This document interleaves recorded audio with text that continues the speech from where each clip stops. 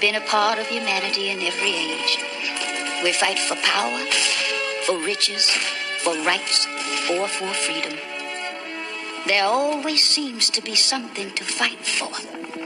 But one thing has remained true of every war. Behind the field of battle, someone has developed a strategy. This was part of my husband's role in the army. He would look at what the enemy was doing, then begin putting together the resources and a plan to fight against them. He was a crucial part of this process until a heart attack claimed his life. That was a hard time for me and our son. I was reminded that death is a part of life, and that the life we're given should never be taken for granted. It's been 40 years since Leo passed, but I still hold on to the many lessons I learned from that time. I find myself amazed that of the many battles we engage in today, be it money, control, or matters of the heart, very few of us know how to fight the right way, or understand who we're really fighting against. To win any battle, you've got to have the right strategy and resources, because victories don't come by accident. You know, Miss Clara, I really don't even understand how I allow myself to fall victim to such foolishness. I mean, I pride myself in being independent, self-sufficient, educated with a good job, and all the things I was taught I was supposed to be. I had standards, and I knew I didn't want to deviate from them. But now that I'm getting older, I realize that the pool of men in this area that actually meet my standards doesn't really exist. I even tolerated behavior that I shouldn't have. I guess I got so caught up in the idea of having a family that I began to compromise pieces of myself to accommodate him. When I first met Tony, I thought he was such a breath of fresh air compared to the other guys I dated. He had a decent job working in construction with benefits. He had his own truck, a place to stay, had his own money, and not to mention he was very handsome. He prided himself in the fact that no one would ever have anything bad to say about him. Plus, people I knew that knew him would tell me about what a great guy he was. As guarded as I normally am, I thought I was safe with him. Then I started to notice things. He carried a flask with him, which I hadn't previously noticed. He was careful about introducing it to me because he knew I would have something to say about it. Of course, I did have something to say, but I told myself that it was all right to have a swig or two every now and then. Later, I would learn that the swigs from the flask were in addition to the drinks he would make at my house. Not to mention the shots he would take at his house before coming to my house. When I started to put things together, I realized that he was a functional alcoholic. His behavior started to make more sense and explain some of his unprovoked aggression. When we first started dating, he did tell me that he had a little attitude problem. I figured that was fine because I too had an attitude problem. What I didn't know was much alcohol accompanied with a little attitude problem could be such a recipe for a disaster. He became increasingly aggressive towards me, and it began to scare me. He never put his hands on me, but his chest would swell and his veins would pop out of his neck when he spoke to me. The entire time I'm thinking to myself, what did I do to make him so mad at me? I'll give you an example, Miss Clara. One morning, I got up to make us some breakfast. When I came into the room to get a towel and washcloth for him so he could take a shower, I saw that he was awake, so I said, "Hi." He replies, "Whatever." Confused, I looked at him and said, "Let's try this again." "Hi." And he more aggressively replies, "Whatever." Taken aback, I look at him in disgust because just last night, everything was fine, and now this morning, he's angry for no apparent reason. After going back and forth, I left the room, attempt to forget about what just happened, and continue to make breakfast for the both of us. After he gets dressed, he takes the food I prepared for us to eat together and puts it in a plastic container and proceeds to leave the house. He hasn't spoken one word to me the entire time. By now, I'm crying because, again, I'm thinking, what did I do this time to make him so mad at me? I'm crying because I'm hurt, I'm embarrassed, and for some reason, I'm actually afraid of losing him. Seeing my tears, instead of him asking me why I was crying, he yells at me and says, "What in the world are you crying for? God, you're always crying about something." Through tears, I asked, "All of this because I said hi to you?" He puts on his boots and leaves. He doesn't say bye, doesn't kiss me, doesn't apologize, nothing. Here I am trying to accommodate a man that obviously doesn't care about me. Even people at work noticed a change in me.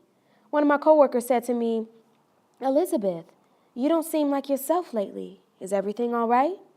This is where I will put on my mask and through a fake smile reply, "Yeah, I'm fine. What makes you think something is wrong?" Then she asked a different question. "How are things with you and Tony going?" This is what the mask couldn't cover. I told her about some of the incidents, and she then asked me, "Why do you put up with that? Elizabeth, I asked you how you were doing because I can clearly see that something is wrong. Why are you changing yourself for Tony?" That was my wake-up call. I know not to bring my personal situations to work, so the fact that this coworker has noticed a change in my behavior did not sit well with me. My birthday was a couple of days later, so he took me out to dinner. He barely said 3 words to me, so I really don't know why he bothered in the first place. Needless to say, dinner was awful, and I was at the end of my rope. Just 2 days after that, I asked him to leave my house. I had had enough. Although I hate the fact that I subjected myself to that type of emotional abuse, it was a lesson that I had to learn. I will never allow myself to be so consumed in a man that I begin to lose pieces of myself ever again. That's not love. My goodness, look at me. Miss Clara, I'm sorry that I've been rambling on about my problems with Tony. It's just that it's really hard for me to continue to have so much faith in God when He allows things like that to happen to me. I mean, how much hurt do I have to feel before God pays attention to me? You know? I hear what you're saying, Elizabeth. I see your pain and frustration, and I don't want to make light of your situation. This morning, I want to remind you, and I want you to remember, everybody has a story. Everyone has been through something. It may look different, but we all have struggled through something. It could be job loss, broken relationships with your family, failed relationships with a spouse or significant other, or in my case, deep and gut-wrenching loss. I haven't talked much about my time in New Orleans, but I want you to learn more about me. My mom and dad were high school sweethearts that got divorced when I was cooking in her womb. It was mommy and me for my whole life, and at 10, my mom and I moved back to her childhood home to care for my grandmother. My grandmother, who was a tried and true diva, honey, had an aggressive form of Alzheimer's, and we unfortunately watched her deteriorate right before our eyes. Because I assisted my mom with my grandmother's care, I learned early on how to take blood pressure, blood sugar, and I even administered insulin. I became a 10-year-old certified nursing assistant. That responsibility was indeed heavy. Even when I got a scholarship to go to college, I didn't want to leave my mom alone because I knew that the caregiving burden would be hers to share. During my freshman year of college, my grandmother passed away. Even though she suffered immensely, the loss was still hard. At the time of her death, she could no longer see or speak. 15 months after my grandmother's death, my maternal uncle Sammy died of a brain cancer. We found out about the cancer 6 months before his death. 2 months after Uncle Sammy died, my Uncle Dwight had a heart attack at the wheel of his car and died. 11 months after my uncle's passing, Hurricane Katrina hit New Orleans, and my family lost everything. If the roof of my house was the top of my head, water rose to eyebrow level. Every piece of clothing and furniture was gone. What was most heartbreaking was losing 70 plus years of pictures that were stored in various albums in our home. 7 months after the hurricane, while my family was still displaced, my grandfather, my hero, and the patriarch of our family died of a heart attack 2 months before I graduated college. I was devastated. Devastated. I spiraled into a deep depression. I gained an insane amount of weight, some of which I am still trying to lose. I relied on alcohol to numb the pain because I could not understand or process the feelings that I felt. I asked God, why? Why, Lord? Why have you forsaken me? Why don't you care about me?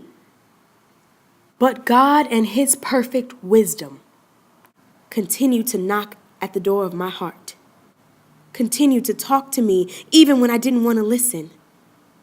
Elizabeth, he assured me that he would never leave nor forsake me, and that he would be with me even until the end of the world. So when I talk about developing a relationship with Jesus and being truly aware of his power, I'm not talking about something that I read in the history books or seen on television. I'm talking about what I know for myself, that he is a comforter, healer, deliverer, and he radiates strength. Disappointment, he's got the answer. Loss, he's got the answer. Confusion, he's got the answer. Whatever you need, he's got the answer. So today, as we journey on this spiritual retreat, I am asking you to be vulnerable. Tell him about your troubles. Open your heart and begin to communicate with not only the master, but your sisters. Trust him, and we can begin to turn our focus on the real enemy. The one that wants to remain hidden, the one that wants to distract you, deceive you, divide you from the Lord. That's how it works. Satan comes to steal, kill, and destroy, and he is stealing your joy, killing your faith. He is trying to destroy your family. That's why we are here today, so we can get our hearts right with God. And we need to do your fighting in prayer. We need to kick the real enemy out of our homes with the word of God. It's time for you to fight, Elizabeth. It's time for you to fight for yourself. It's time for you to fight the real enemy. It's time for you to take off your gloves and do it. And that's what we're going to do today. Get the tools needed to fight.